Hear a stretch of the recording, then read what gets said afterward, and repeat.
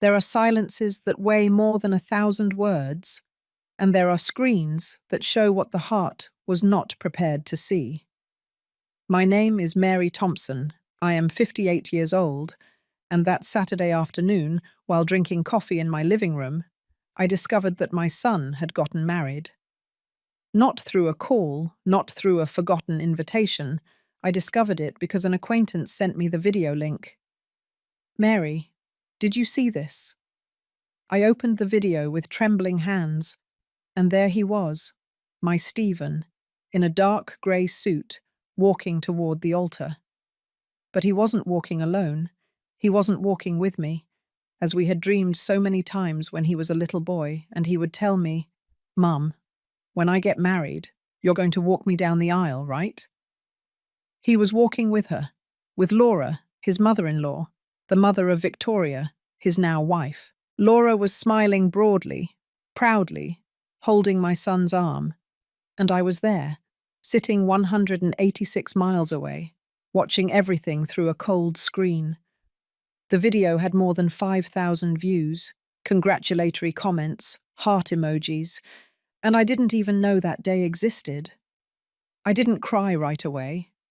That kind of pain, the kind that shatters you inside, doesn't always come with tears. Sometimes it arrives with a cold silence, with still hands, holding a coffee cup you no longer wanted to drink.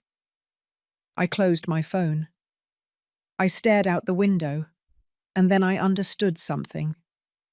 My son hadn't just forgotten me. He had erased me. Before everything broke, there were beautiful years, years that still smell like freshly baked apple pie and sound like laughter in the yard. Stephen was born early one February morning. He was my only child. His father, Robert, died when Stephen was only 7 years old. A traffic accident that left just the two of us, my boy and me, clinging to each other like castaways in the middle of the sea. Since then, we were a team. I worked at a drugstore in the mornings and taught embroidery classes in the afternoons. He studied, helped me in the kitchen, and waited for me with the table set when I came home tired. On Sundays, we made turkey and mashed potatoes. He peeled the potatoes while I prepared the turkey. He told me everything, his friends, his dreams, his fears. I told him about his father, so he wouldn't forget him. "Mum, when I grow up, I'm going to take care of you the way you take care of me," he told me once, when he was 11 years old, hugging me tight after I cried in my room, because we didn't have enough money to pay the electricity bill. And he kept his promise. He studied engineering with a scholarship. He got a good job. He bought me this small but decent house where I now live alone. He visited me every Sunday. He brought me flowers. He called me twice a day, until he met Victoria. At first, everything seemed normal. A polite girl, from a good family. I welcomed her with open arms. I taught her my recipes. I gave her the engagement ring that had been my mother-in-law's. But little by little, something changed. Stephen's visits became spaced out. First from every Sunday to every 2 weeks, then once a month. The calls became shorter, colder. "I'm busy, Mum. Victoria and I have plans. I'll call you later." I didn't say anything. A mother learns to be silent so as not to get in the way. I thought it was normal, that he was in love, that soon everything would return to its place. How wrong I was. The first crack wasn't a blow. It was an oversight. My 56th birthday. I had prepared meatloaf the day before, the meatloaf that Stephen had loved since he was a child, the one I made with 20 different ingredients and that took hours to cook. I set the table with the embroidered tablecloth my mother gave me. I bought a small red velvet cake at Mr. Johnson's bakery, his favourite. It was 2 o'clock in the afternoon, then 4 o'clock, then 6 o'clock.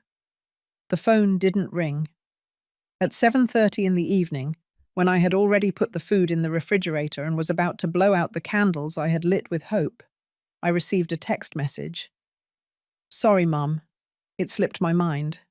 Happy birthday. Love you. 6 words. Not even a call. I sat in the kitchen, in front of that untouched cake, and something inside me silently broke. Not with rage, with sadness. That kind of sadness that makes you wonder at what point you stopped mattering. 2 weeks later, I called him to ask if he would come on Sunday. I needed his help to change a hallway light bulb that I couldn't reach. I can't, Mum. We're going to Victoria's parents' house. It's Laura's birthday. Laura, his mother-in-law. For her, there was time. It's okay, son, I told him with the firmest voice I could manage. Tell her I said happy birthday. I hung up. I kept looking at that burned-out light bulb, and I left it that way, as a reminder that there are things I can no longer reach on my own. The following months were worse. On Christmas, Stephen only came to my house for about 1 hour. Victoria stayed in the car, texting. He ate quickly. He gave me a quick hug and left, saying they had dinner at his in-laws' house. Victoria's family is very close, Mum. They have a big dinner with all the aunts and uncles, the cousins. You know. Yes, I knew. I knew that I was no longer part of that equation. In February, I called to invite him to dinner for the anniversary of his father's death. A date we had always kept together, with respect and love. Oh, Mum. Victoria and I have a wedding that day. It's one of her cousins. We already bought a gift and everything. That's when I felt that something more than a crack had opened. It was an abyss, and I was on the wrong side. I tried to talk to him. I called him one afternoon, and very carefully, with all the delicacy a mother can have, I said, Stephen, my love, I feel like we don't see each other like we used to. Is something wrong? Did I do something that bothered you? There was a long silence on the other end of the line. No, Mum. Nothing is wrong. I'm not a kid anymore. I have my life, my partner. You have to understand that. I understand, son, but, Mum, don't start. I don't want you to make this difficult. Make what difficult? Missing you? Loving you? It's okay, I whispered. I'm sorry. And I hung up before he heard me cry. 3 months passed without seeing him. 3 months in which the calls were reduced to sporadic messages. Hi, Mum. All good. Kisses. Cold. Distant. Sometimes I wonder, when did I lose my son? Was it a specific day? Or was it a slow erosion, like water wearing away stone without anyone noticing? I kept sending him messages. Good morning. Sleep well. Take care. As if with those words, I could keep the thread that connected us alive. He responded with emojis, a heart, a smiling face. But there was no voice anymore. There was no presence anymore. There was no time for me anymore. One afternoon, browsing on social media, something I hardly ever did, I saw a picture of Victoria with her mother. They were at a spa. The caption read, My best friend, my accomplice, my everything. I love you, Mum Laura. And in the comments, Stephen had written, the 2 most important women in my life. I closed the app. I turned off the phone.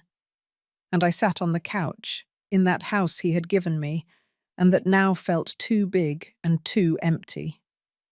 Sometimes we trust too much in the wrong person. Or maybe we trust too much that the love we give will be enough not to be forgotten. Have you also been disappointed by someone you loved? Tell me your story in the comments. I want to read it. There's a lie that mothers tell themselves when they start losing their children. It's just a phase. It will pass. I repeated it to myself for months. Every time Stephen cancelled a visit, I would say, he's busy. It's normal. Every time he didn't answer my calls and responded hours later with a brief message, I thought, he's working hard. He has responsibilities. Every time I saw photos of him at Laura's house and her family, celebrating birthdays, dinners, gatherings to which I was never invited, I convinced myself. He doesn't want me to travel so far. He's taking care of me. Denial is a sweet drug.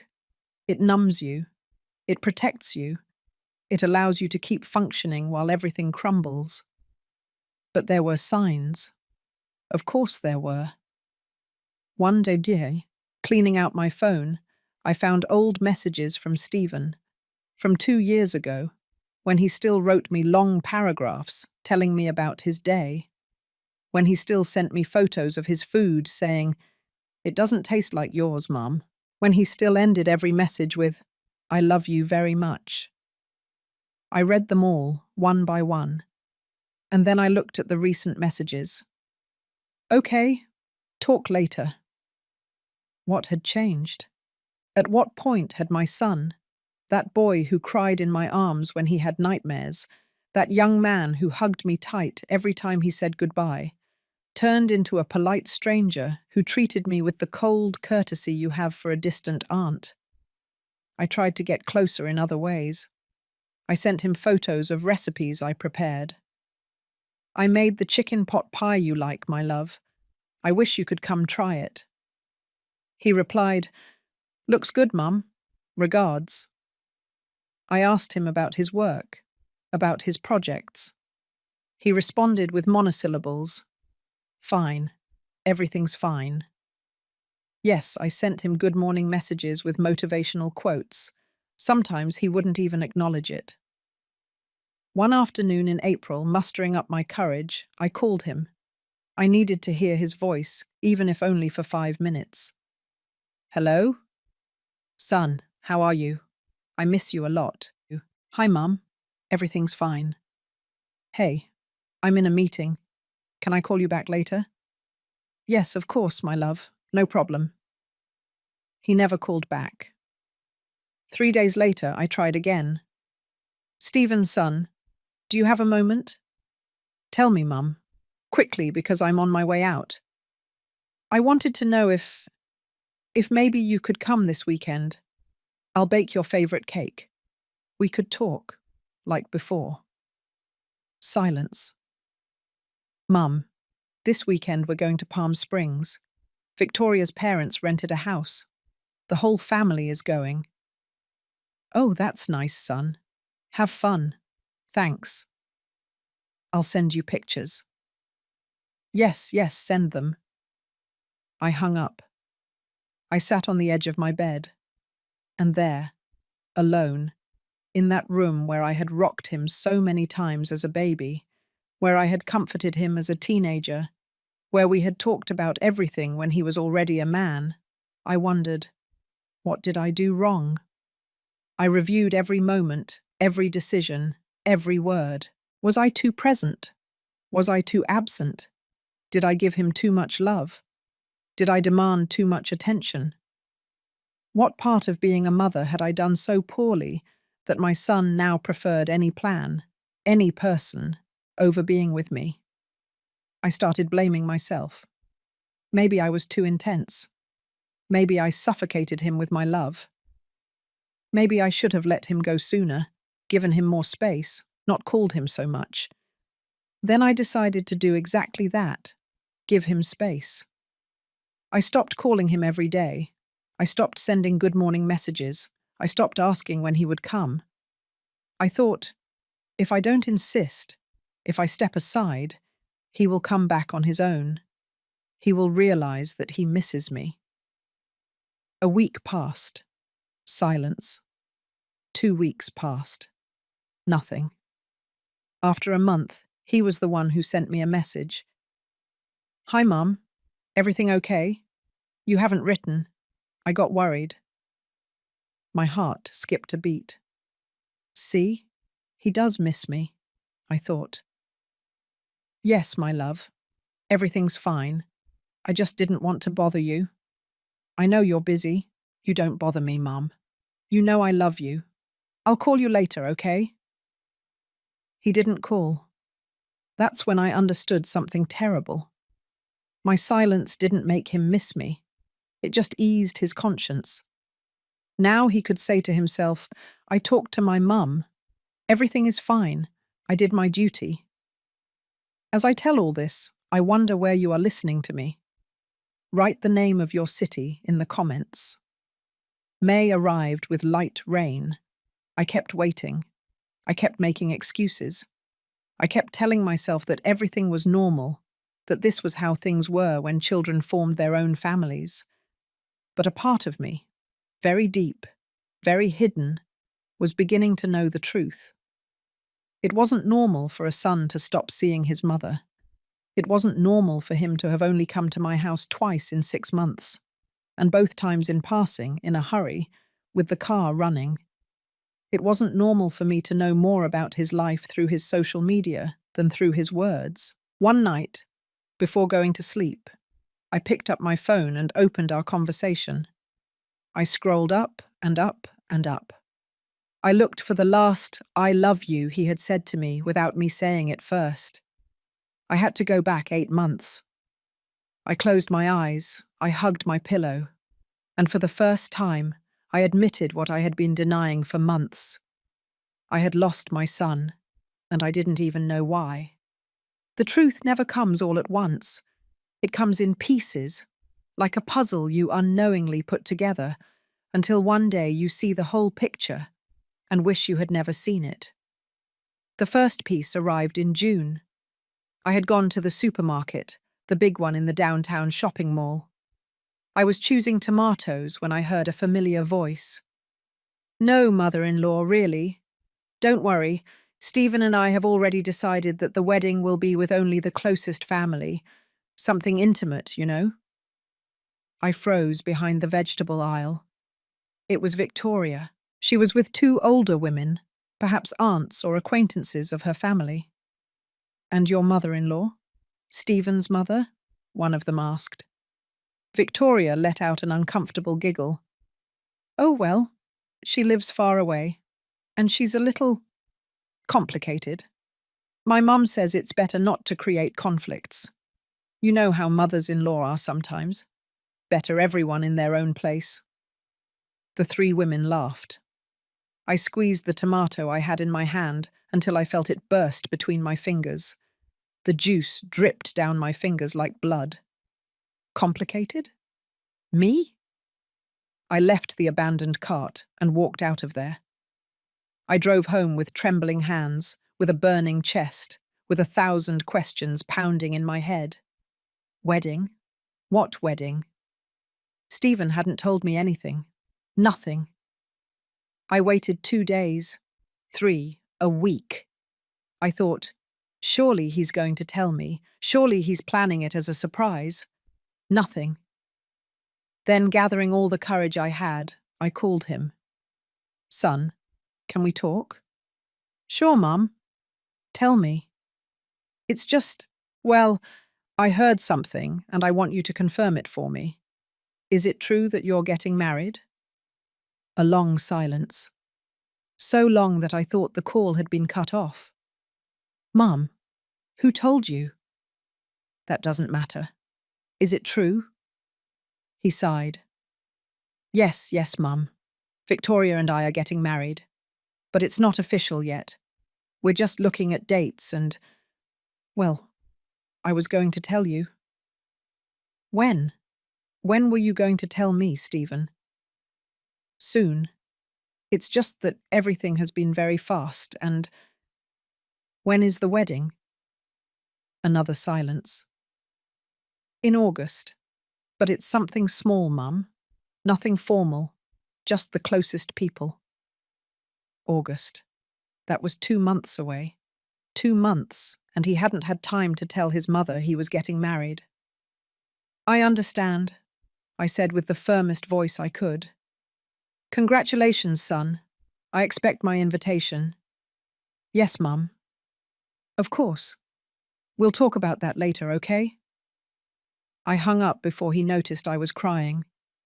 "We'll talk about that later," as if it were a pending chore, as if inviting your mother to your wedding was something you do later, when there is time, when it is convenient.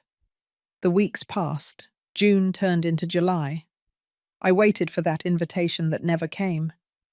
I didn't dare to ask again. I was afraid of the answer. I was afraid to hear that I wasn't welcome, that I was complicated, that my presence would create conflicts. Then I started doing something I had never done: investigating. I checked Victoria's social media. They were private, but Laura's weren't. Laura shared everything publicly, and there it was.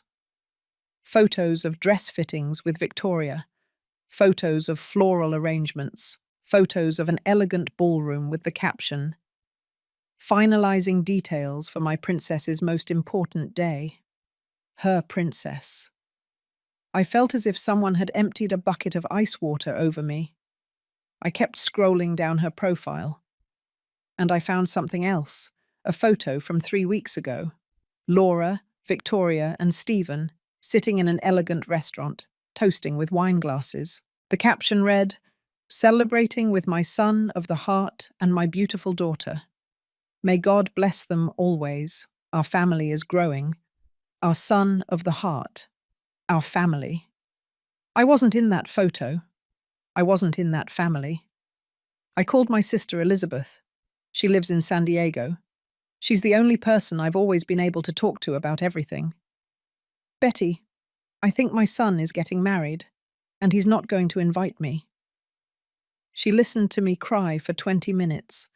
Then, with that firm voice she always had, she told me, "Mary, you have to talk to him, face to face. Don't be afraid. You are his mother. You deserve respect. What if he tells me he doesn't want me to go? Then you'll know the truth. And the truth hurts, but it sets you free." I didn't sleep that night.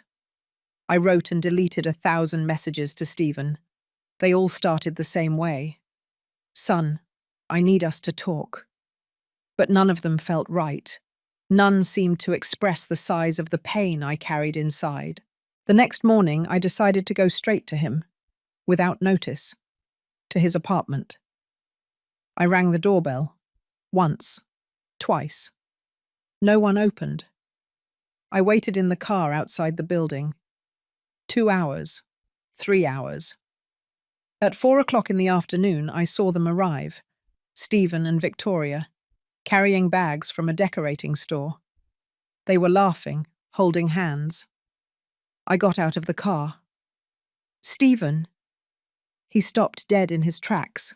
His face fell. "Mum? What? What are you doing here?" "We need to talk." Victoria looked at me coldly. She didn't say hello. She didn't smile. She just squeezed Stephen's hand tighter.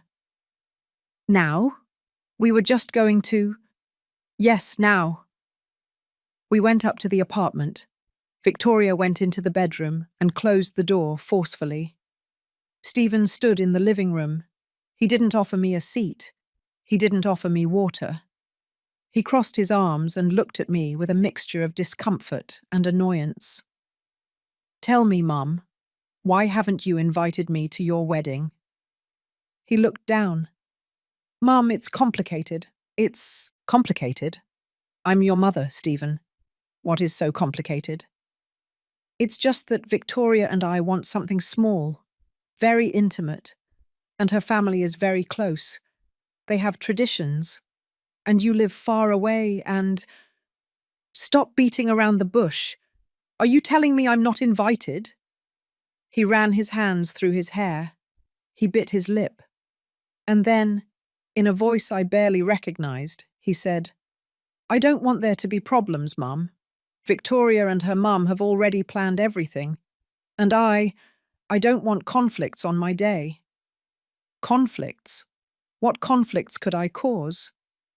"I don't know, Mum. But lately I feel like everything I do bothers you, that you always want more attention, that you're always pressuring me." I ran out of air. "Pressuring you? Son, I just want to see you. I just want to be a part of your life." "And you are a part, Mum. But you can't keep being the center. I already have my life, my family, That word pierced my chest like a knife. Family. I was no longer his family. I understand, I whispered. I'm sorry for bothering you. I walked towards the door. My legs barely supported me. Mum, wait. No, Stephen. It's okay. Enjoy your wedding. Enjoy your family. I walked out of there. I took the stairs because I didn't want to wait for the elevator. I didn't want anyone to see me cry. I got in the car. I closed the door. And there, alone, in the parking lot of that building where the son I raised alone lived, the son for whom I sacrificed everything, I screamed. I screamed until my throat hurt. Because that day I understood that I hadn't lost my son. He had been taken from me. The days that followed were the darkest of my life. I locked myself at home. I didn't answer calls. I barely ate. I spent my time sitting on the couch, looking at old photos of Stephen, from when he was a baby, from when he took his first steps, from his graduation, from when he hugged me tight and told me, "You're the best mum in the world." At what point had that boy turned into a man who treated me like a bother? My sister Elizabeth called me every day. "Mary, you have to snap out of it. You can't let this destroy you." It already destroyed me, Betty. I have nothing left. You have me, and that's enough. But it didn't feel like enough. Nothing felt like enough. A week before the wedding to which I was not invited, I received a message from an unknown number. "Mrs. Thompson, this is Lucy. I worked with Stephen 2 years ago. I don't know if you remember me." Yes, I remembered her. A young girl, an engineer like my son. We had met once at a company dinner. "Lucy, of course. How are you?" "Fine, Mom. I'm writing because I don't know if I should, but I feel like you have a right to know something." My heart leaped. Know what? About Stephen and Victoria. About how it all started. I sat on the edge of the bed. My hands were trembling, holding the phone. "Tell me, please." Lucy sighed on the other end. "Stephen was dating Andrea. Do you remember her? His college girlfriend." I remembered her. Andrea was sweet, simple, studious. I liked her very much. One day, Stephen told me they had broken up, but he never gave me details. I thought it just didn't work out. I remember her. Well, Stephen left Andrea for Victoria, but it wasn't a clean break. Victoria worked in the same building as us. She was a secretary at another company on the same floor, and as soon as she arrived, she started pursuing Stephen. She sent coffee to his desk. She left him notes. She invited him to lunch. Everyone in the office noticed. My stomach tightened. And Stephen? At first, he acted oblivious, but Victoria is persistent, very persistent. And one day, at an office party, we saw them kissing. Stephen was still with Andrea. When Andrea found out, it was horrible. She cried in the office. She confronted Stephen, but he was already like hypnotized with Victoria. Hypnotized? Yes. Victoria is very manipulative. I don't know how to explain it. She knew exactly what to say, how to act. And when Stephen started dating her, everything changed. He distanced himself from his friends. He stopped going to our gatherings. He quit his job shortly after. Victoria convinced him to look for a better position, one that paid more. My heart was beating so hard it hurt. And there's something else, Mrs. Thompson. Something I heard recently from a friend who knows someone close to Victoria's family. What is it? Laura, Victoria's mum. She's been married 3 times. And all 3 times she managed to keep the houses, the businesses, everything. They say she's very smart about manipulating situations to her advantage, and that Victoria learned from her. In fact, Laura's second husband had a son, and that son also distanced himself from his father after his dad married Laura. There were inheritance problems, fights. It was ugly. A shiver ran down my spine. Why are you telling me this, Lucy? Because Stephen is not a bad person, but he's blinded, and because I remembered you. How Stephen talked about you with so much love. He said you were his hero, that everything he had was thanks to you. And when I found out he was getting married, and you didn't know anything, it seemed very strange, very out of place. And I thought someone should tell you the truth. Thank you, Lucy. Really, thank you. I hung up. I sat there, processing everything. Everything was starting to make sense. The distancing, the excuses, the new family. It wasn't just that Stephen had fallen in love. It was that they had been working on him, slowly and methodically, to replace me. I couldn't sleep that night. I thought about calling Stephen, about telling him what I had discovered. But I knew he wouldn't believe me. He would tell me I was making things up, that I was jealous, that I was complicated. The next day, while drinking coffee in the kitchen, I remembered something. Andrea, Stephen's ex-girlfriend. I had her number saved, from when she and Stephen were together, and she sent me birthday greetings. I texted her. Andrea, this is Mary, Stephen's mum. I know we haven't talked in a long time. Could we talk? She replied in less than an hour. Mrs. Thompson, of course. Would you like to meet? We agreed to meet at a coffee shop the next day. Andrea arrived on time. She was still that pretty girl, with the sad eyes that I remembered. We hugged. We ordered coffee. How are you, Andrea? Better, Mum. Although I won't lie, what happened with Stephen hurt a lot. A lot. Tell me what happened, please. And Andrea told me everything. She told me how Victoria got between them, how she started sending Stephen messages, how she convinced him that she, Andrea, wasn't enough for him, that he deserved someone on a different level. Stephen changed overnight, Mrs. Thompson. Suddenly, everything I did seemed insignificant to him. That I cooked poorly, that I didn't dress up enough, that I didn't have ambitions. And while he was telling me that, Victoria was sending him dressed-up photos in expensive dresses at elegant restaurants. She talked to him about trips, about projects. She made him feel like someone important. And what happened to your relationship? One day I found messages between them, things that broke my heart. Stephen told her that I was too simple, that he needed someone to push him to grow. He said he felt trapped with me. When I confronted him, he told me I was being dramatic, that they were just messages. But 2 weeks later, he broke up with me, by text, after 4 years. Andrea wiped a tear that fell down her cheek. Mrs. Thompson, I loved Stephen. I really did. And I know he loved me.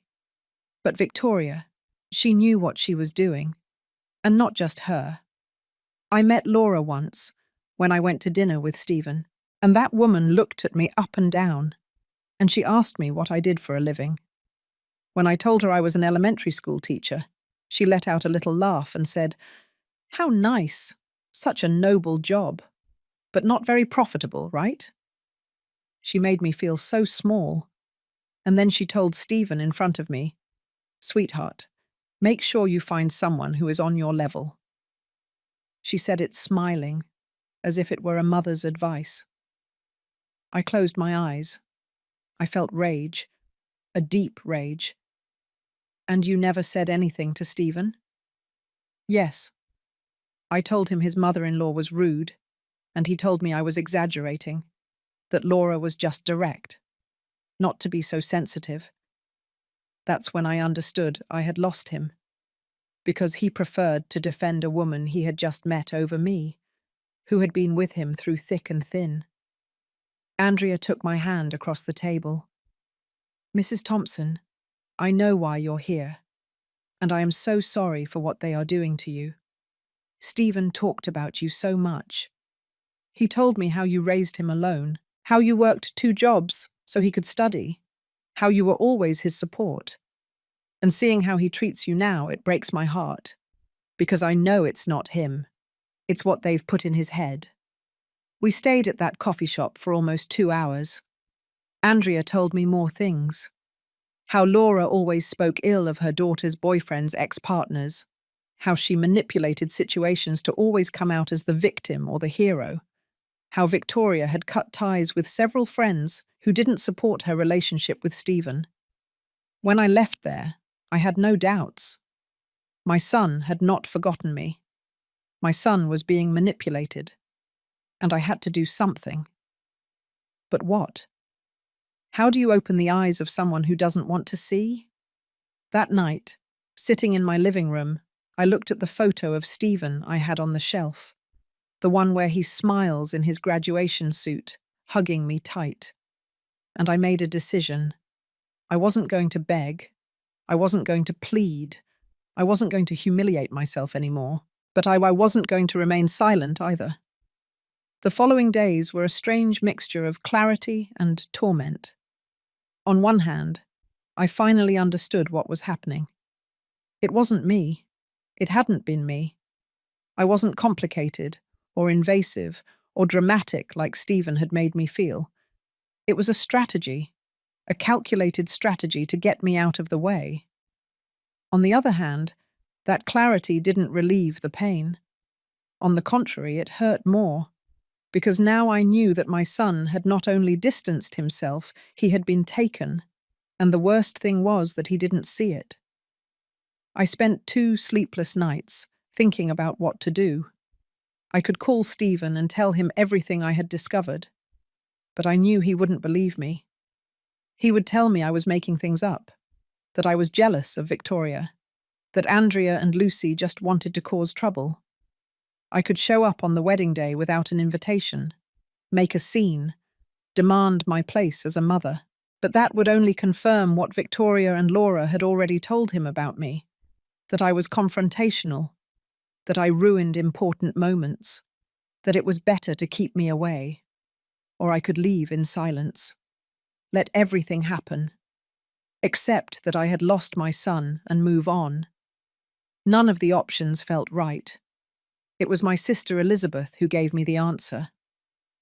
Mary, listen to me closely. If you leave in silence, you'll never know if you could have done something. You'll always wonder, what if I had spoken?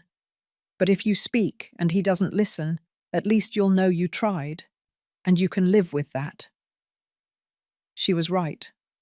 I decided to write him a letter, not a message, not a voice note, a handwritten letter, one of those that take time, one of those that hurt to write because every word comes from the soul. I sat at the dining room table with paper and pen, and I started. Stephen, my love, I don't know if you will read this letter. I don't know if it will reach your hands, or if Victoria will intercept it first. But I need to write it. I need to tell you what I've been keeping in my chest that is suffocating me. 28 years ago, the love of my life was born. It was you. You arrived early one February morning, tiny and wrinkled, crying loudly. And I, who was so afraid of not knowing how to be a mother, held you and knew that I would do anything for you, whatever it took. When your dad died, my world fell apart. But you were there, and I clung to you like a life raft.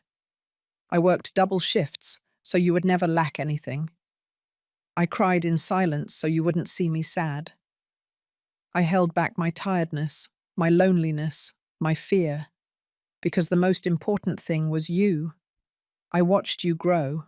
I watched you turn into a good, hard-working, loving man, and I felt proud, so proud. I thought, I did it. My son made it. But something happened, Stephen. Something I still don't fully understand. Suddenly you stopped calling. You stopped coming. Your words became cold. Your visits an obligation. And I, who was always your confidant, became a nuisance. You told me it was normal, that you had your life, and I tried to understand it.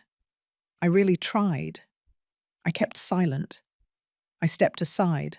I stopped insisting, because I didn't want to be the overbearing mother, the mother who won't let go. But then I found out you were getting married. Not from you, from a comment I heard at the supermarket. And I waited. I waited for you to tell me, to invite me, to remember that I exist. And it didn't happen. I went to your house to find you, to ask you, and you told me you didn't want conflicts, that your wedding was something intimate, that Victoria and her family had everything planned. Son, at what moment did I become a conflict? At what moment did I stop being your family? I've thought a lot about this, and I've talked to people who know you, people who love you, and they've told me things that hurt me, but that also make me understand. I don't blame you, Stephen. I don't blame you for anything. Because I know that when someone knows exactly what to say, how to make you feel special, how to convince you that you deserve more, it's easy to believe them. It's easy to start seeing your past life as something small, and the people who were there as obstacles. Victoria is smart, her mother too, and I know they make you feel important, successful, part of something big. I'm not going to speak ill of them because it's not my place to judge, but I do want you to know something. I will never ask you to choose between them and me, because a mother who truly loves does not set those conditions. But I will also not beg for a place in your life, because a mother who respects herself does not beg for love. If you decide that your path is with them and that I no longer have space there, I will accept it. It will hurt me every day of my life, but I will accept it, because I love you. And loving is also letting go when they no longer want to hold on to you. I just want you to know one thing, son, something you never forget. The day you need me, I will be here. The day you realize you made a mistake, I will be here. The day everything falls apart and you don't know where to go, I will be here. Because that's what mothers do. They wait, they forgive, they love unconditionally. Enjoy your wedding, my love. Enjoy your new family. Be happy. Even if I am not there, my heart will be. Blessing every step you take, wishing you that life gives you everything you deserve, and if you ever have children, you will understand. You will understand this pain that I am writing to you today. And I hope that day is not too late for us to find each other again. I love you, son. Always. No matter what. Your mum, Mary. I finished writing with tears falling down my cheeks. I folded the letter. I put it in an envelope. I wrote his address with a trembling hand. And I went to the post office. I paid for certified mail to make sure it would arrive, that someone would have to sign for it. When I left there, I felt as if I had left a piece of my soul in that envelope. 3 days passed. Stephen didn't call. He didn't write. Nothing. Saturday was the wedding. I stayed home. I put the phone on silent. I made myself some chamomile tea. I sat on the couch. And at 5 o'clock in the afternoon, when I calculated the ceremony would be, I closed my eyes and prayed. I prayed for my son, for his happiness, for his future. And I also prayed for myself, for strength, for peace, for the ability to let go. Sunday morning, I woke up to a phone notification. A friend from Boston, Carol, had tagged me on Facebook. Mary Thompson, did you see this? It was a link, the wedding video. My heart stopped. But something in me, something masochistic and needing the truth, made me click on it. The screen filled with images, violin music, a beautiful garden decorated with white flowers, elegant guests. And there, walking towards the altar, my son, in a dark grey suit, handsome, serious, excited, on Laura's arm. Not mine, hers. Laura wore a navy blue dress, elegant, understated. She smiled broadly, greeting the guests as if she were the protagonist. Stephen looked at her with affection, with respect. They reached the altar. The priest said something I couldn't hear because the video sound was poor, but I saw Laura give my son a kiss on the cheek. How he thanked her with a long hug. And then Victoria entered, beautiful, radiant, on her father's arm.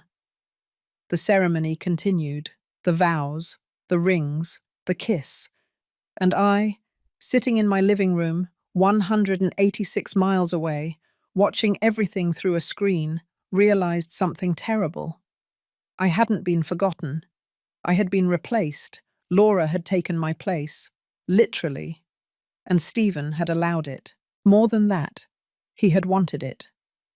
I closed the video. I put the phone on the table.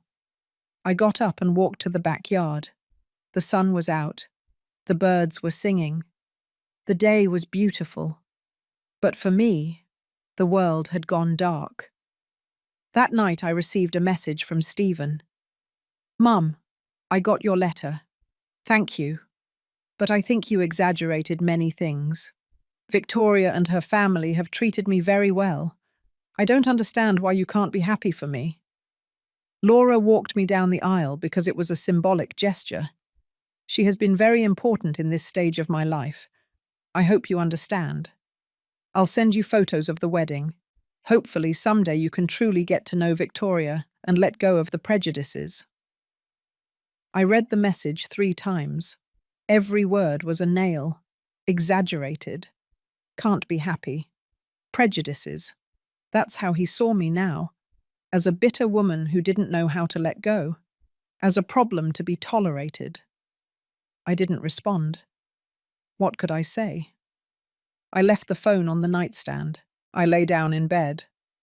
And there, in the darkness of my room, I understood something fundamental. I had lost the battle, but not the war, because time, that silent judge who sees and knows everything, sooner or later would put things in their place. I just had to wait and trust that life always collects its debts. Always. I still wonder if I did the right thing. And you? What would you have done in my place? The days after the wedding were strange. I didn't cry anymore. It was as if my body had no more tears to give.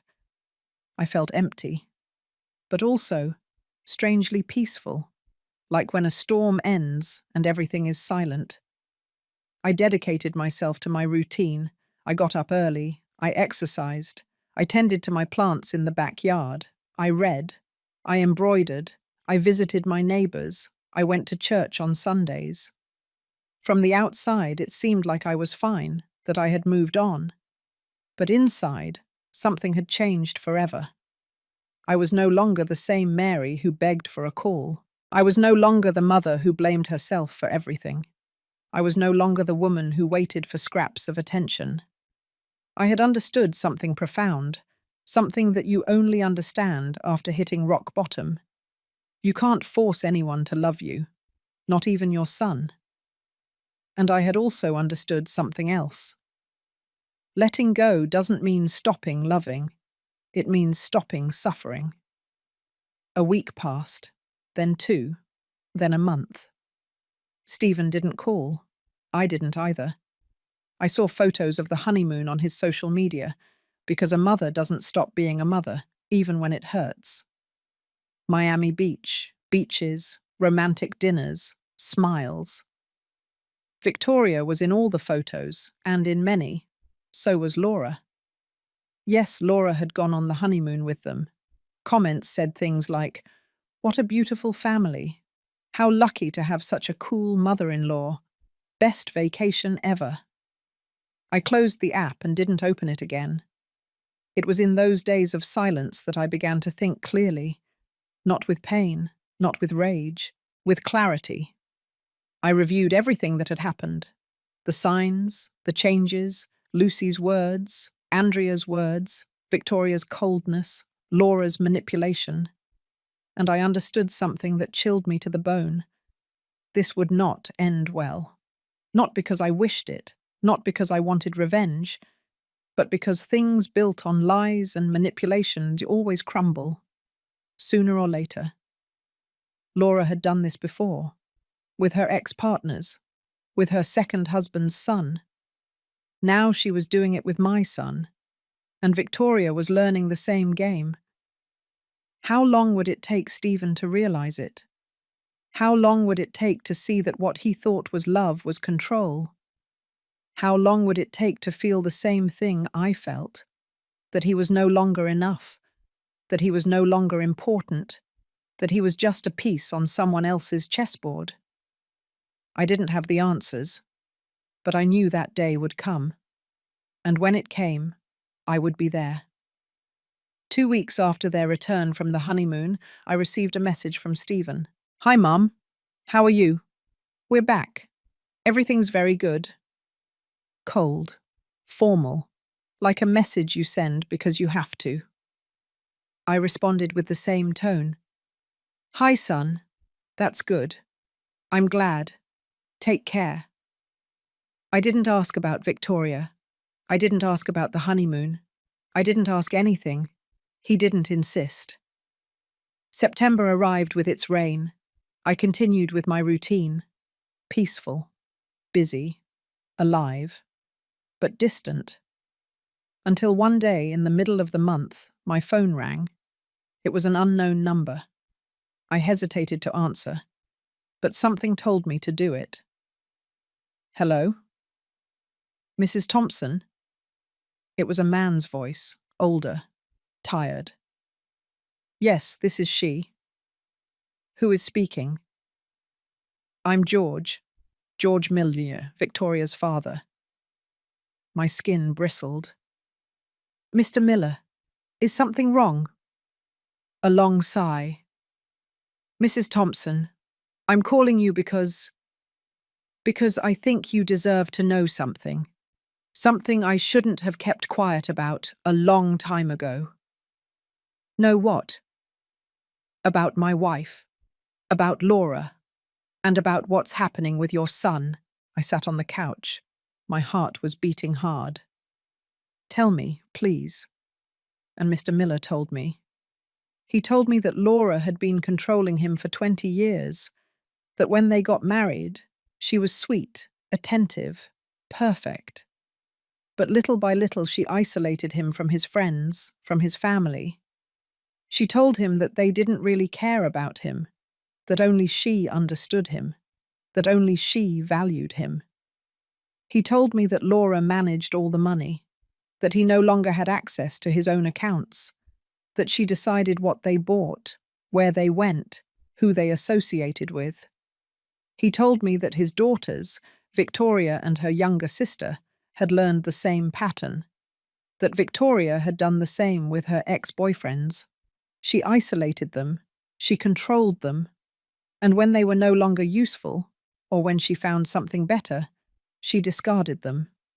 "Mrs. Thompson, I really liked Andrea, your son's previous girlfriend. She was a good girl, humble, hard-working, but Laura hated her. She said she wasn't up to Victoria's level, that we deserved someone better. And she started putting ideas into Victoria's head. That boy has potential, but Andrea is holding him back. If Victoria marries Stephen, she can make him someone important. Things like that." "And you didn't say anything?" "I tried, Mum, I swear. But Laura, she knows how to make you feel small, like your opinions don't matter. And then there's Victoria, who is the same. When the two of them get together, it's impossible to win." Mr. Miller paused. I heard him take a deep breath. "I'm calling you because a few days ago I overheard a conversation between Laura and Victoria. They were talking about you. My throat closed up. What were they saying? They were saying that they had managed to clear the field, that Stephen no longer talked about you, that he no longer defended you, that everything was according to plan. And Laura told Victoria, "Now you have to make sure he doesn't look for her again. If he needs her, he needs you. If he has problems, let him come to us. If he wants advice, let him ask us. That's how it's done, honey. That's how you control a man, by making him dependent." I felt nauseous. "Mr. Miller, why are you telling me this?" "Because I'm tired, Mom. Tired of living like this. Tired of watching my wife destroy everything she touches. And because I like your son, and I don't want him to end up like me, alone, controlled, without a voice of his own." "And what do you want me to do?" "I don't know. Maybe nothing. Maybe I just needed someone else to know the truth. But if your son ever wakes up, if he ever realizes what's happening, let him know that there were people who saw it, that he's not crazy, that everything was real." We were silent for a few seconds. "Thank you, Mr. Miller. Really. Thank you for calling." "Take care, Mrs. Thompson, and be patient.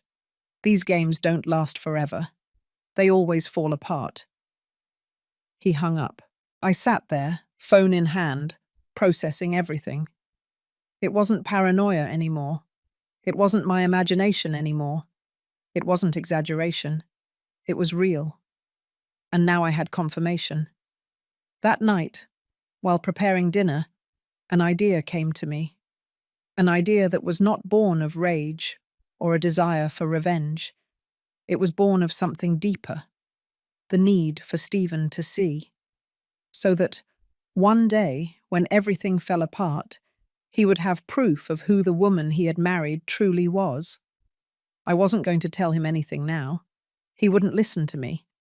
He would call me bitter, jealous, confrontational. But I could leave him something.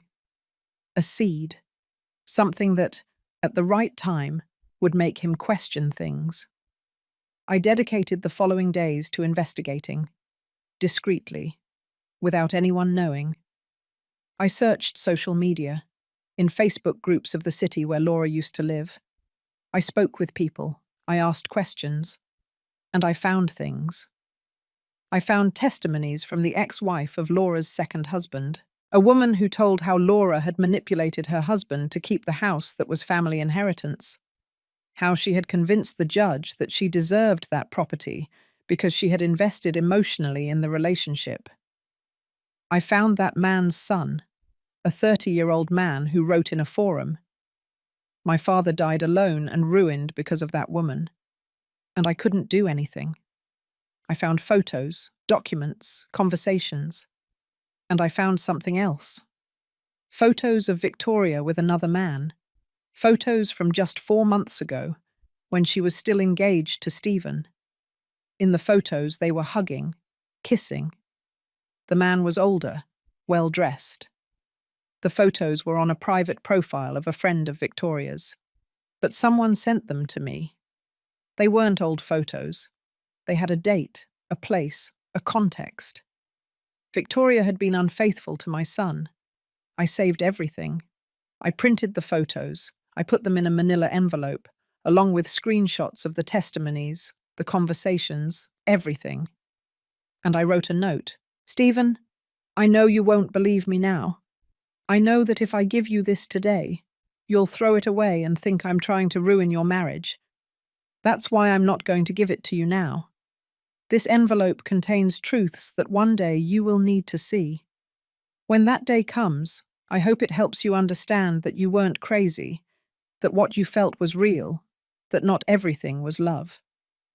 I will keep it until you ask for it, until you are ready. In the meantime, live, be happy, try to build your life. I will be here, waiting, with love. Your mum." I sealed the envelope. I put it in a safety deposit box I have in my closet, along with my mother's jewelry and important papers. And I waited, because I knew that day would come. Lies are always discovered, always. And when that happened, my son was going to need someone to receive him without judging him, without saying, "I told you so," without reproaches. He was going to need his mother, and I would be ready, not with rage, not with resentment, with love, with open arms, with the truth in my hands. October arrived peacefully. November too. I continued my life. Stephen continued his. We didn't talk much, occasional messages, short, polite, distant. But I no longer suffered, I no longer begged, I no longer expected everything to go back to how it was before. I had learned something painful, but liberating. You can't save someone who doesn't want to be saved. You can only be ready for when they fall. And trust that life, that wise and just teacher, will teach them what you couldn't. Because life always collects its debts. Always. Life has a strange way of setting things right. It's not always fast. It's not always obvious. But it always, always finds a way to put everyone in their place. I didn't have to do anything. Just observe. Just wait. Just trust. And life did the rest. December arrived with cold weather and unexpected news. Stephen called me. He didn't text. He called me, and his voice sounded different. Tired. Small. "Mum?" "Yes, son. Tell me. How are you?" "Fine, Stephen. And you?" There was a long pause. "More or less." My heart sped up, but I kept my voice calm. "What's wrong?" "It's just, I don't know. It's complicated." "Do you want to tell me?" Another silence. "It's Victoria. Lately she's been very different. Everything bothers her. She's always angry. She's always complaining about things. That I don't earn enough. That I'm not like her dad. That I don't do things the way she wants. And her mum, Laura, is always on her side. She always makes me feel like I'm the problem." I took a deep breath. I didn't say, "I told you so." I didn't say, "I knew it." I just listened. "And how does that make you feel?" "Bad, Mum. It makes me feel like I'm not enough. That no matter what I do, it's never going to be right. And it makes me feel alone." That word pierced me. Alone. "Son, have you tried talking to her? Telling her how you feel?" "Yes, but she always ends up saying that I'm the one who's exaggerating, that I'm too sensitive, that I need to grow up. And Laura always agrees with her. She says a real man should know how to take it, that he shouldn't complain so much." I felt rage, but I swallowed it. "Stephen, do you remember when you were a kid and I taught you that no one has the right to make you feel small?" "Yes." "Well, I still believe the same thing. Neither your wife, nor your mother-in-law, nor anyone has the right to make you feel that way." He was quiet. "But she's my wife, Mum. I'm supposed to make her happy." "Yes, son, but she also has to make you happy. Marriage is for two, not for three." "For three?" "You, Victoria, and Laura." I heard him sigh. "Yes, that bothers me too. Laura is always here. She always gives her opinion. She always decides. And if I say anything to Victoria, she gets mad and says I'm attacking her mum, that her mum just wants to help us." "And do you think she's helping?" "I don't know what to believe anymore, Mum." We were silent for a few seconds, a silence filled with everything I wanted to say, but couldn't. Not yet. "Stephen, I'm here. I've always been here. And if you need to talk, I'll be here. No judgment, no complaints, just listening." Thanks, Mum. I love you, son. Me too. We hung up, and I knew that something had begun to crack. In January, things got worse. Stephen called me, crying, crying. My son, that man who was always strong, was crying like a child. Mum, Victoria kicked me out of the house. Kicked you out? What do you mean? We had an argument. I told her we needed space, that Laura couldn't keep coming over every day, that we needed privacy. And she got furious. She yelled that I was ungrateful, that her mum had helped us so much, that if I didn't like it, I should leave. And Laura was there. And instead of calming things down, she told Victoria, "Let him go, honey. If he doesn't appreciate what you have, let him leave." And Victoria told me, "Go, leave, and don't come back." And where are you now? In a hotel. I don't know what to do, Mum. I don't know what to do. Come home, son. Come here. There is always a place for you here. Really? Always, Stephen. Always. He arrived that same night, a 3-hour drive. He arrived with a small suitcase, red eyes, a broken spirit. I hugged him at the door, and he collapsed in my arms like when he was a child and was afraid of storms. We cried together, long, in silence, without words, because sometimes the pain is so great that words just get in the way. He stayed with me for a week. We didn't talk much the first few days. He slept. He ate little. He stared at the ceiling. He constantly checked his phone, waiting for a message from Victoria that never came. I was just there, cooking his favorite foods, making him tea, giving him space. On the 4th day, while we were having breakfast, he said, "Mum, I think I made a mistake." "What mistake, son?" "Getting married so fast?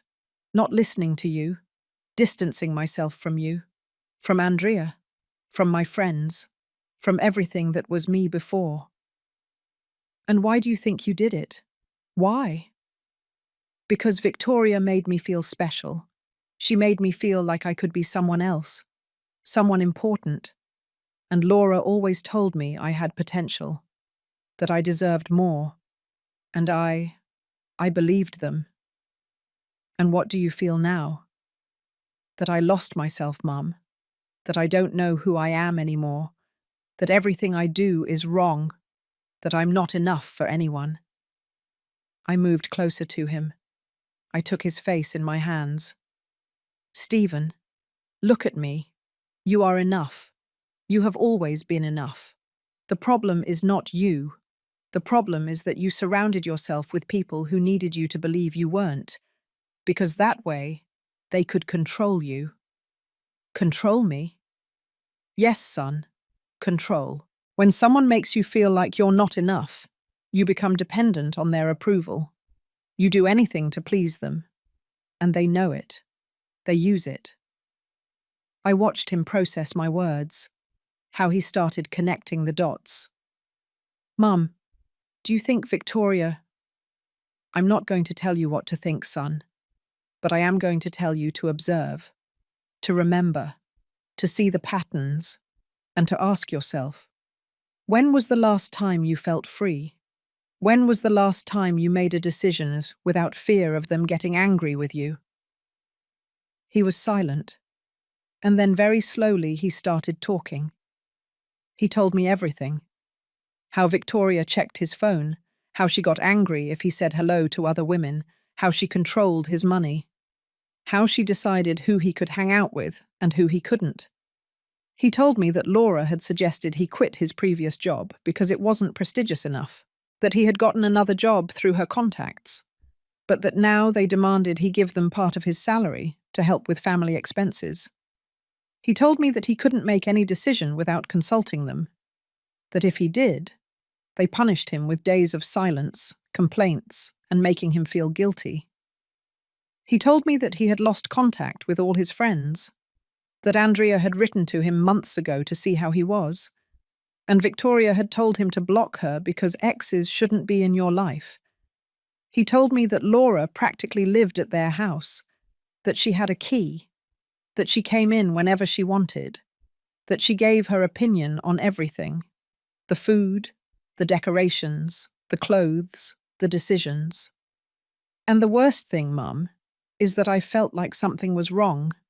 But every time I said it, they made me feel like I was the crazy one, like I was the problem. That's called gaslighting, son. It's a form of manipulation. They make you doubt your own reality. And how didn't I notice it before? Because it's a slow process, like the frog in boiling water. If you put it in suddenly, it jumps out. But if you raise the temperature little by little, it doesn't notice until it's too late. He cried again, and I hugged him. On the 6th day, while he was sleeping, I received a call from Laura. Mrs. Thompson, her voice was cold, calculating. Yes, I know Stephen is with you. That's right. I need you to understand something. Stephen is going through a difficult time. He's confused. And you, as a mother, shouldn't take advantage of that confusion to turn him against his wife. I took a deep breath. I counted to 5. Laura, I am not turning my son against anyone. He is here because he needed a safe place, and this is his home. A safe place, you say? How interesting. Because as far as I know, you were the one who made him feel guilty for getting married, the one who didn't accept Victoria, the one who created all this conflict.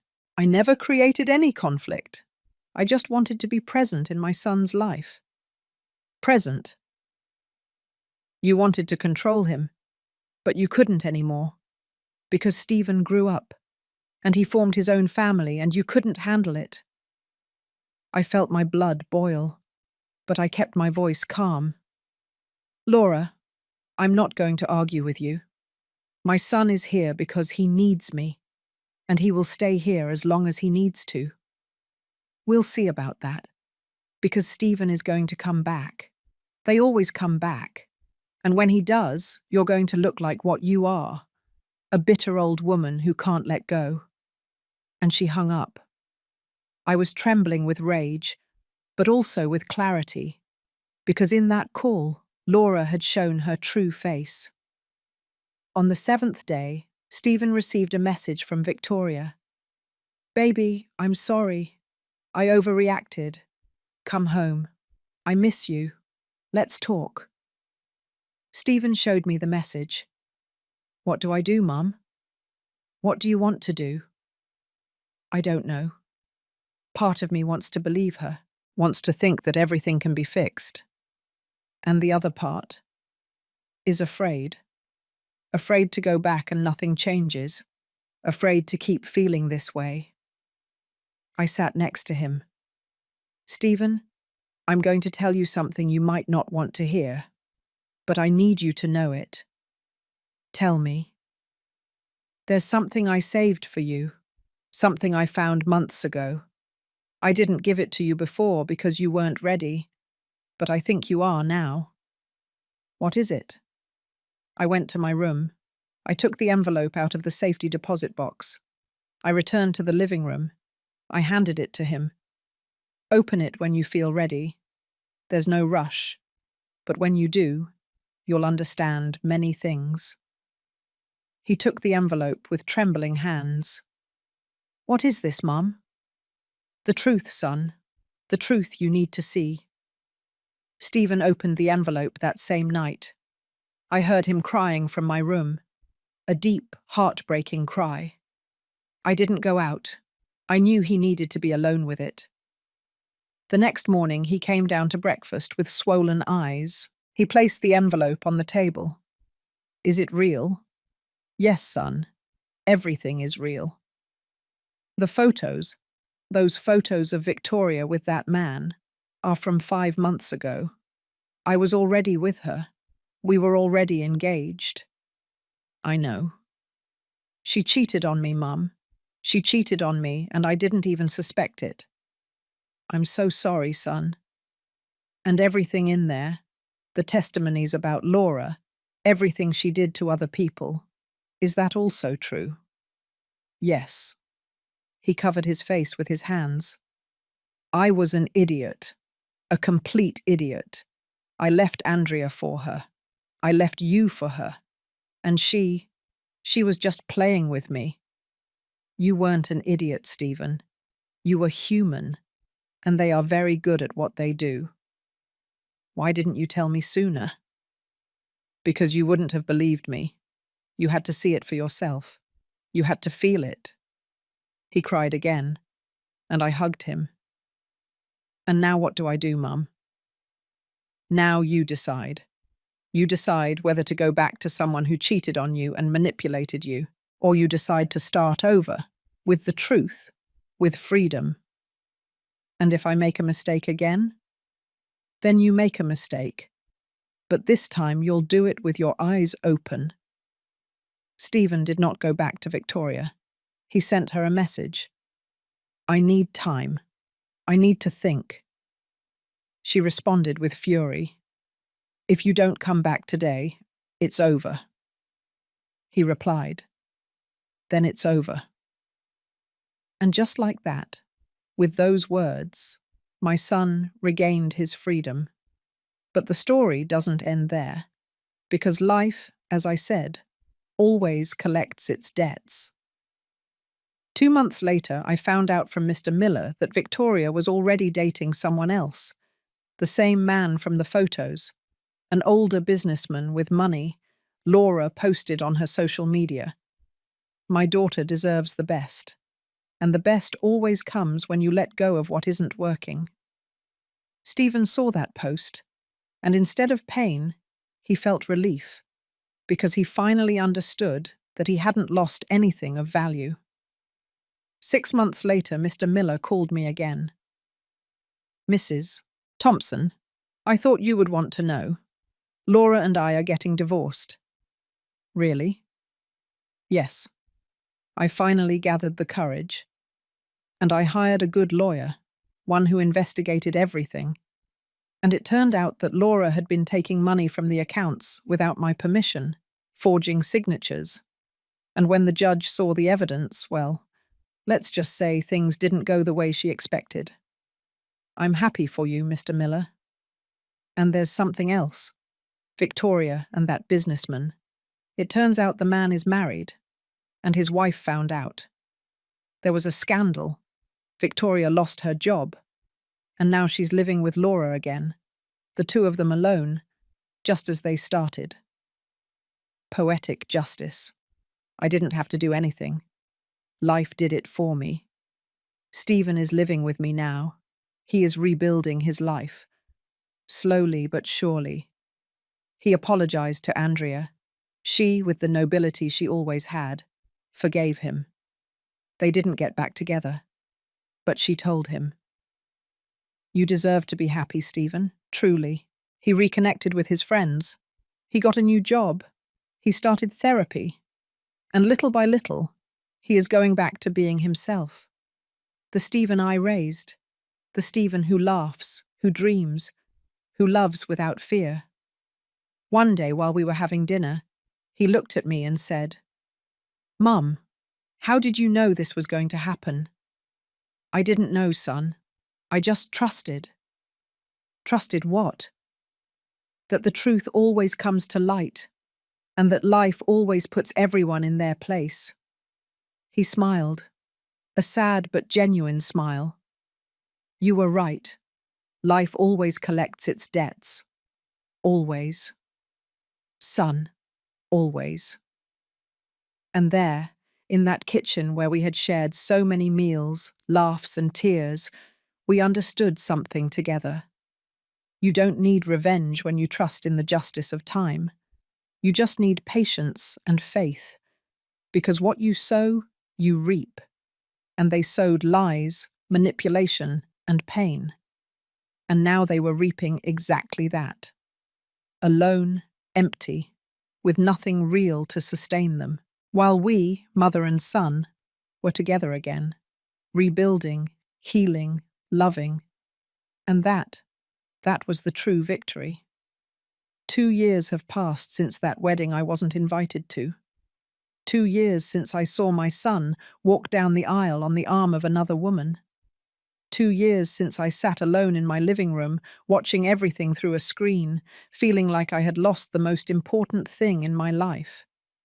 Today, as I write this, my son is sleeping in the next room, the one that was always his, the one I never stopped keeping ready for him. And I realized something. I didn't lose anything. I just let go of what had to go so that the truth could return. Stephen has changed. He is not the same man who came to my door crying, broken, lost. Nor is he the same one who distanced himself from me believing I was the problem. He is someone new, someone who was born of pain, of the fall, of the rebuilding. He is a man who learned, through hard knocks, that not everything that glitters is gold, that not all people who make you feel special truly care about you, that sometimes the ones who love you the most are the ones who tell you uncomfortable truths, not the ones who whisper pretty lies. He goes to therapy 2 times per week. At first he didn't want to. He said it was for people with serious problems. But one day, after waking up screaming from a nightmare where Victoria and Laura locked him in a room with no doors, he accepted that he needed professional help. His therapist told him something he repeated to me one night while we were having coffee. "Stephen, what you experienced is called emotional abuse. And abuse doesn't always come with physical blows. Sometimes it comes with words, with looks, with silences, with making you doubt your own reality." That was the first time Stephen was able to put a name to what he had lived through. Abuse. And naming it was the first step to healing it. Little by little, my son began to recover pieces of himself that he had lost. He started playing the guitar again. Something he hadn't done since he met Victoria, because she said it was noise and that he was too old for those things. He started hanging out with his college friends again, the ones he stopped seeing because Victoria said they were a bad influence and not good for him. He started laughing again, making jokes, singing in the shower. And I, who had forgotten what it felt like to have my son truly home, started breathing fully again. One Saturday afternoon, while we were preparing dinner together, he said, "Mum, I need to apologize to you." I stopped chopping the onions and looked at him. "Why, son?" "For everything. For pushing you away. For not inviting you to my wedding. For choosing Laura to walk me down the aisle instead of you. For treating you like a bother. For making you feel like you weren't important." His voice broke. "For telling you that you were complicated. That you exaggerated. That you needed to let go. When all you were doing was loving me." Tears fell without my permission. "Stephen." "No, Mum. Let me finish. I need to say this." I nodded. "You raised me alone. You worked 2 jobs so I could study. You sacrificed. You gave me everything, and I paid you back with contempt, with forgetfulness, with coldness. And it wasn't because you did anything wrong. It was because I allowed myself to be manipulated, because I allowed other people to make me believe you were the problem. And I lost you. I almost lost you forever. And it would have been my fault." "Son, no." "Yes, Mum, it would have been my fault. Because you were always there, always. Even when I rejected you, even when I pushed you aside, you were still there, waiting, loving. And I didn't see it. I didn't value it. And I'm so, so sorry." He broke down, and I hugged him. "It's okay, my love. It's over. It's over." "Do you forgive me, Mum?" "Always, son. I will always forgive you. Because that's what mothers do. They forgive, they love, they wait." We stayed hugging for a long time. And in that hug, everything healed. Everything that had been broken. Everything that had hurt. everything that had seemed irreparable. Stephen started the divorce proceedings in March. Victoria did not object. In fact, she seemed relieved. She already had her new life, her new man, her new dream. Laura tried to interfere. She called Stephen several times. She sent him messages telling him he was ungrateful, that Victoria had loved him, that he didn't deserve anything. But Stephen, for the first time in a long time, did not respond. He blocked her, and Victoria, and moved on. The divorce was finalized in August, without drama, without a fight, just signed papers and a marriage that never should have been. When Stephen left the courthouse, he called me. "Mum, it's done. I'm free." And he cried, but this time, not out of pain, out of relief. In September, Stephen moved into his own apartment, small, but his own, with no one to tell him how to decorate it, what to buy, who to hang out with. His. He invited me to see it. It was cozy. It had plants in the window, books on the shelves, a guitar in the living room, and on the main wall, a framed photo, a photo of us from when he was 10 years old. We were in the park, hugging, laughing. "So I never forget where I came from," he told me, "and who was always there." I couldn't hold back the tears. 3 months ago, Stephen told me he had started talking to Andrea again. "Just as friends, Mum. She's dating someone, and I'm not ready for anything yet." But it was nice. It was nice to apologize, and for her to accept me back, even if it's just as a friend. "I'm glad, son." She told me something that stuck with me. What did she say? She told me, "Stephen, don't punish yourself for falling. Celebrate yourself for getting back up. Not everyone has the courage to do it." I smiled. She's a wise woman. Yes, and I was a fool to let her go. "You weren't a fool, son. You were just confused. But you're not confused anymore. And that's what matters." Last week, Mr. Miller invited me for coffee. We met at a downtown coffee shop. He looked different, lighter, more alive. "Mrs. Thompson, I wanted to thank you." "Thank me for what, Mr. Miller?" "For being brave, for protecting your son, for not keeping quiet. I didn't do much. I just waited." "You did more than you realize. Because when Stephen hit rock bottom, you were there. And that saved him." He told me that Laura was living alone now, that Victoria had gone with her new boyfriend to another city, that they didn't talk as much anymore, that the relationship between mother and daughter had fractured because Victoria blamed Laura for making her lose Stephen. "Ironic, isn't it?" said Mr. Miller. "She who always controlled everything is now alone, without a husband, without a daughter nearby, without friends. Because we all started realizing who she really was." "I don't enjoy her suffering," I told him, "but it does give me peace to know that the truth came out." And it did, Mrs. Thompson. It always does. Yesterday, Stephen and I went to church together. We sat in the same pew where we used to sit when he was a child. After his father's death, the church had become our refuge, our safe place.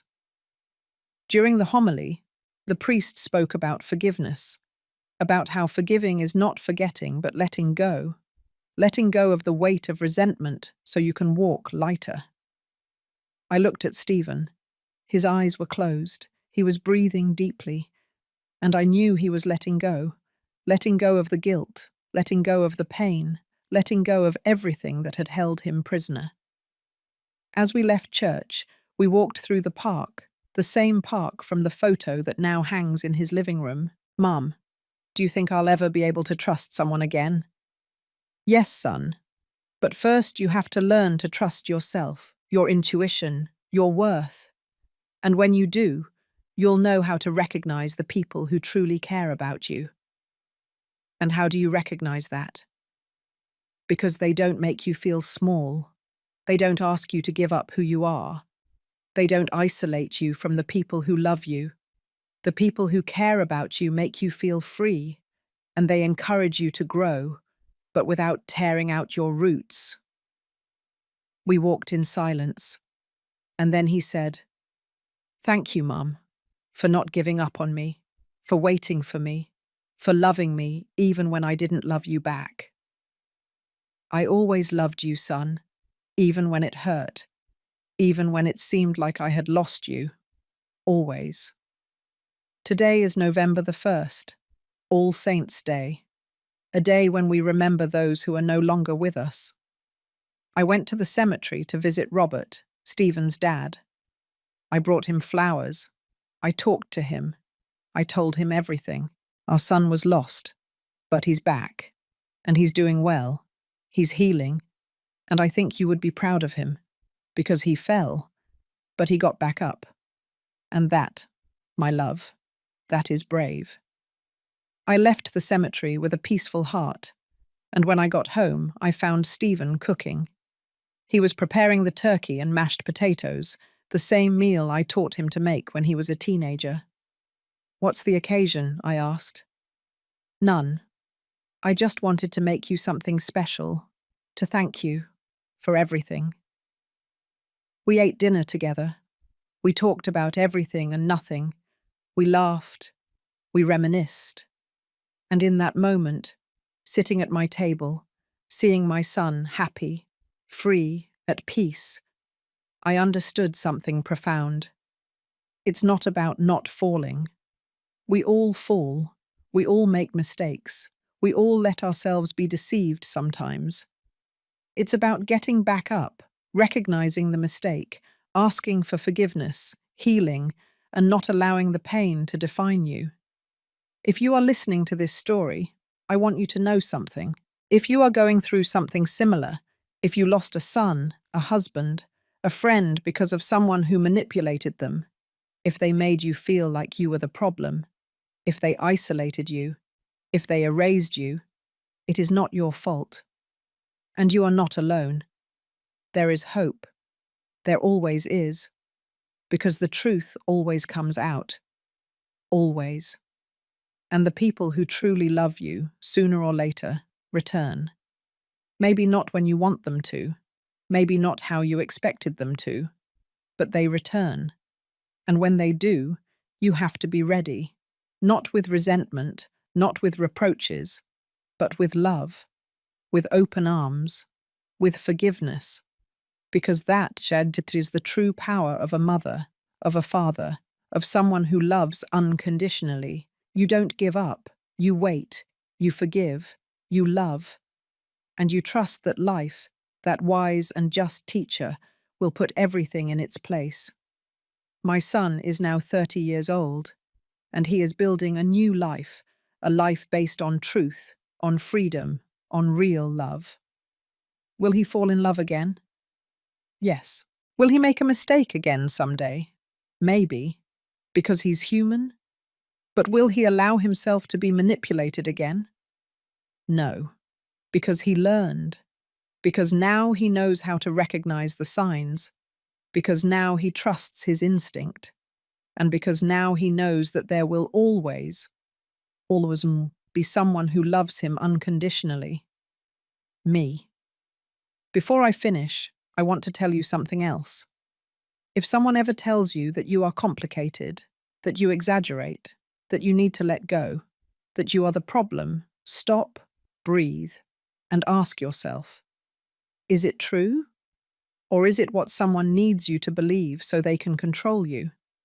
Because sometimes the people who love you the most are the ones who seem problematic. Because they tell you the truth. Because they don't let go of you. Because they fight for you even when you're not fighting for yourself anymore. And the people who make you feel special, important, unique are sometimes just setting you up for a fall. So be careful, observe, listen to your heart, and don't distance yourself from the people who truly love you just because someone else convinced you they are a problem. Because when everything falls apart, those problematic people will be the only ones who will be there, waiting for you, loving you, forgiving you. 2 years have passed since that wedding, and today, my son and I are closer than ever, not because the pain didn't exist, but because we went through it together, because we healed it together, because we learned together. And if my story helps a single woman open her eyes, not give up, keep waiting, keep loving, then every tear, every sleepless night, every pain in my chest will have been worth it. Because true love always wins. Always. Not always fast, not always easy, but always. Thank you for listening to the end, for accompanying me on this journey of pain, loss, and redemption. If this story touched your heart, I invite you to share it, because sometimes a story like this can change an entire day. It can give hope to someone who lost it. It can remind a mother that she is not alone, that her love matters, that her waiting has meaning. Subscribe and hit the bell icon to hear more stories of women who transformed their pain into wisdom. Every day, a woman, a life lesson. And if you have your own story, share it in the comments. Tell me what happened, how you overcame it. Or if you are still in the middle of the storm, let me accompany you with my words. Because no one should go through pain alone. May God bless you. May He give you strength, may He give you peace, and may He remind you every day that you are loved, that you are valuable, and that you deserve all the good that life has for you. Until next time, my love. Sincerely, Mary Thompson. 58 years old, mother, survivor, and living testimony that life always, always collects its debts, and always, always rewards those who love with their heart.